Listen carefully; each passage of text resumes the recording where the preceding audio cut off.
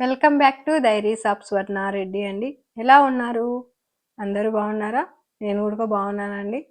ఈరోజు వచ్చేసి సన్నపూస కారాలు కలుసుకున్నామండి. నేను కొంచెం డిఫరెంట్గా చేయాలనుకుంటున్నాను. అది మీకు కూడా చూపిస్తానండి. రోజు రొటీన్గా కాకుండా ఇలా చేసి చూద్దాం అన్నట్టు శనగపిండి తీసుకున్నానండి. 1 కేజీ తీసుకున్నాను.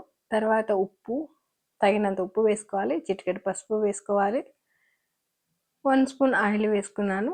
ఇప్పుడు బటర్ వేసుకున్నాము.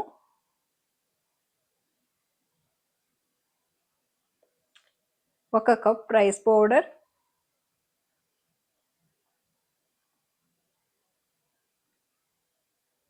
1 స్పూన్ కారం. ఇప్పుడు మిక్సీ బౌల్ తీసుకొని అందులోకి 1 స్పూన్ జీలకర్ర, 1 స్పూన్ వామ్, 2 వెల్లుల్లి రెవలు, పచ్చిమిర్చి,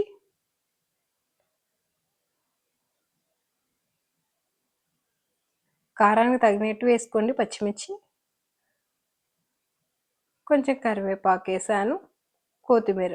మిక్సీ బౌల్ పట్టలేదండి, మిక్సీ బౌల్లోకి ఇంకా తోసేద్దాం. అల్లం ముక్కలు తీసుకున్నా, మిక్సీ పట్టేద్దాం. మిక్సీ పట్టిన తర్వాత జాలిగండి తీసుకొని జాలిగండిలోకి మొత్తం వడగొట్టేద్దామండి.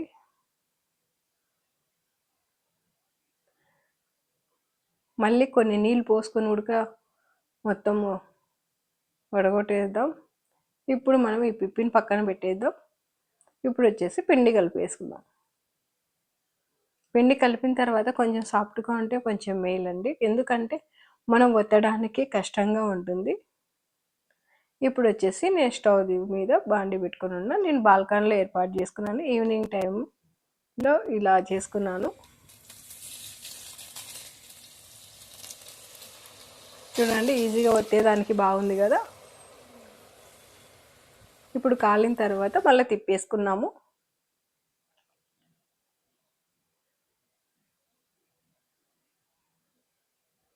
ఇప్పుడు బాగా కాలాయటి తర్వాత బౌల్లోకి తీసుకున్నాము. సన్నపూస కారాలు మసాలాతో బాగున్నాయండి, టేస్టీగా కూడా ఉన్నాయి.